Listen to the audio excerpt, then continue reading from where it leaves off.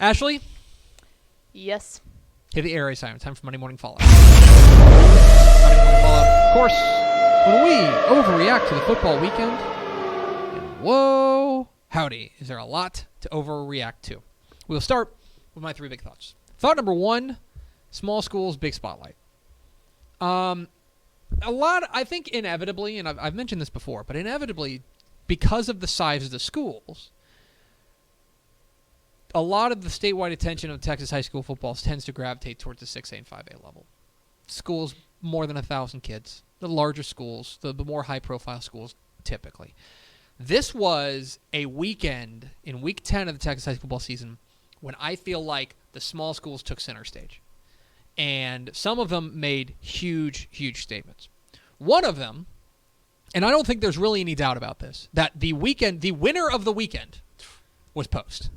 God. The only matchup of undefeateds in the state of Texas was Post going to New Deal. Okay? And we figured, I picked Post, but I was like, this is really tight. Like, it's close. I have no idea. And 53-0 later, Post has sent a statement not just to their district and not just to Region 1, but to the entire state in 2A Division 1. A thumping on the road of New Deal is jaw-dropping. That was, to me, the biggest result of the weekend. The second biggest result was Whitney's win over Grandview. Okay? Down goes the defending state champs, 3A Division 1. It snaps the state's second longest winning streak. And now, by the way, there's only one undefeated defending state champions, Longview. That's it. Everyone else has a loss. Doesn't it feel like, between that and you factor in other results like Dieball's big win over Franklin, right? Mm-hmm. Like Troy beating Lago Vista and winning that district. Doesn't it feel like 3A Division 1 is suddenly way more wide open? Especially when you consider, like, Grandview losing that number one spot now, probably in that district. I put their potential playoff path in the Slack. They could see Rockdale in bye district, Cameron Yo in round 3, and then Dieball in a regional semifinal. That's not a walk in the park. Yeah, if they go back to HAT, they earn that. Yes, 100%.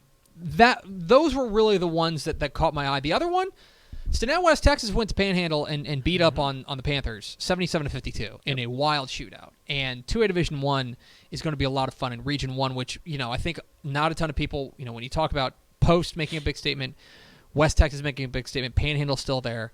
This is going to be a lot of fun. And to me, it was really cool to see the smaller schools take a big step into the limelight. The other one, in the 4A ranks, if you consider 4A Division 1 small schools, which I think 4A below is kind of my cutoff, La Vega. I mentioned this on Fox on Friday night. If La Vega was ever gone, they're back. First of all, I don't think they were ever gone. No. But now, they're definitely back. And it just feels like we're careening towards a La Vega and Argyle rematch, and I can't wait. I want to see that game very much. So, those are my three big, that's thought number one. Thought number two. I was like, whoa, we're not done yet. It felt like a lot of thoughts. It was. Thought number two, a series of thuds. And that was kind of what I felt like over the course of the college football weekend. There were exceptions. We mentioned Baylor. We talked about them on Friday night. It wasn't great, but it was effective. A&M took care of business against UTSA, right? But really, so I guess you give it to North Texas, too. Texas. Which upset your free money pick, and I was so pumped about it. You were, like, so confident. That's the one rule that we know in picking this year. Are you done? Yeah, I've been waiting all week, and I almost tweeted it at you, and I was like, no, it'd be so much sweeter to do it in person. Do you want a couple more minutes? Or? I could go for a couple more minutes, but I'll let you have it. Aside from that, it sure seemed like you had a number of results that just left you with an empty feeling inside. I think Houston put up a fight against Central Florida, but it sure felt like, man, wouldn't it be cool to have De'Aaron King out there? That was the only thing I thought watching that game was like, man, how good would this offense be with De'Aaron King? TCU goes to Oklahoma State and loses 34-27. And just, the defense just was unable to contain Chuba Hubbard, which was disappointing. Rice lost 20-7 to fall to 0-9. I mean, just gross. Texas State. I told you. Thud. I literally said what was going to literally happen. Yeah. And then there was Memphis and SMU. And that was, of course, the big game. And I want to be clear that I don't think, what I was really impressed with was SMU fought and clawed and went as hard as they could in this game. But in the end, they got a pretty bad game from their defense and a miserable game from their special teams. Absolutely miserable game from their special teams. And it ended up costing them. That is going to be the kind of thing that I feel like they have to look like they missed an opportunity there. Because that game was there for the taking. I'm not super convinced that Memphis is all that much better than SMU. But, I mean, look, Memphis looked really good. Don't get me wrong. But, SMU put up 500 yards and 48 points. Just a series of thuds over the course of the weekend. Another thought real fast. The Independence Bowl is a really cool looking stadium. Yeah. I think that's a cool one. Mm-hmm. Liberty Bowl. Liberty Bowl. Yeah. Is it Liberty? Okay. Independence Bowl is in Shreveport. Yeah. Okay.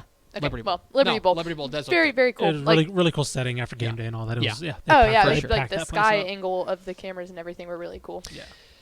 And thought number 3, win or go home. We are now in week 11.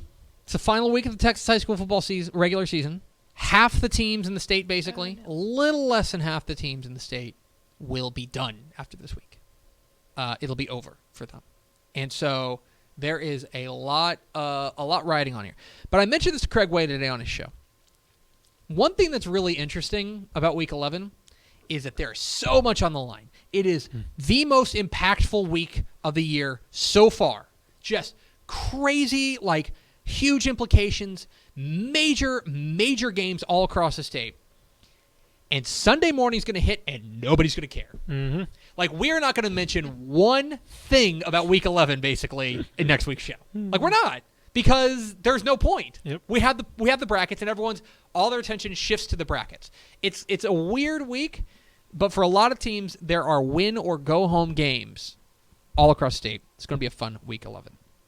3 helmet stickers. A helmet sticker for Frisco Independence quarterback Braylon Braxton, who went 22 of 37 for 332 yards and 5 touchdowns and ran for another score for Frisco Independence in their win over the Colony. North Texas quarterback Mason Fine Woohoo! was excellent. Threw for 5 touchdowns in the first half, led them to a big win over UTEP, and did his post-game in a dinosaur outfit, which was awesome.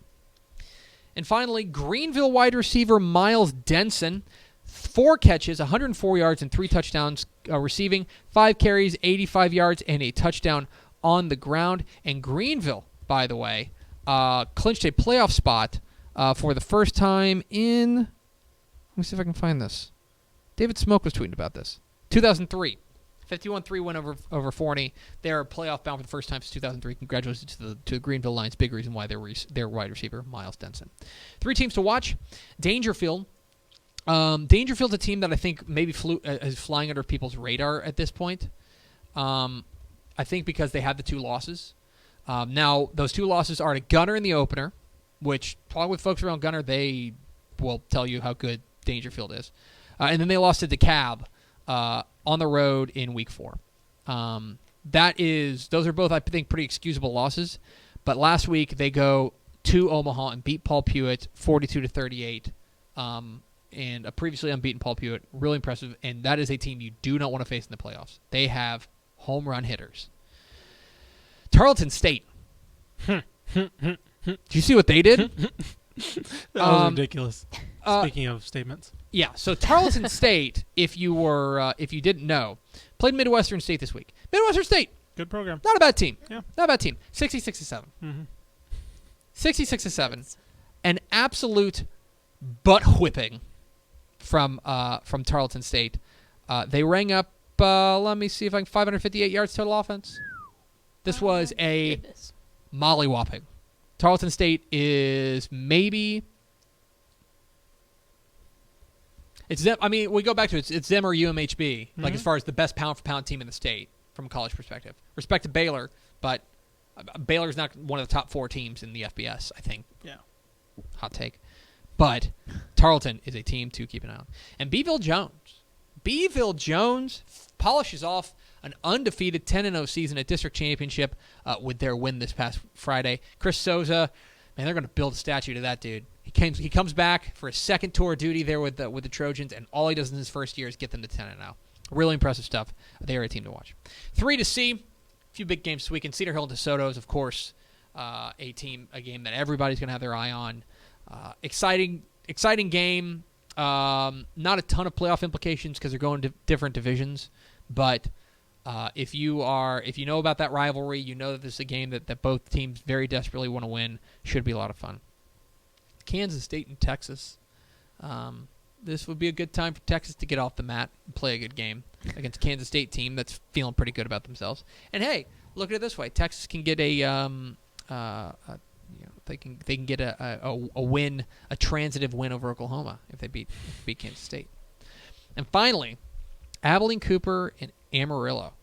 You want to talk about setting up a district championship game? Abilene Cooper coming off their bye week. We talked with their coach Aaron Rohn last week. They now draw Amarillo, who took care of business against Lubbock. That is for the District 2 5A Division 1 crown, and for the number 1 seed out of that district. Huge matchup out there in Amarillo. Those are 3 to see. That is Monday Morning Fallout.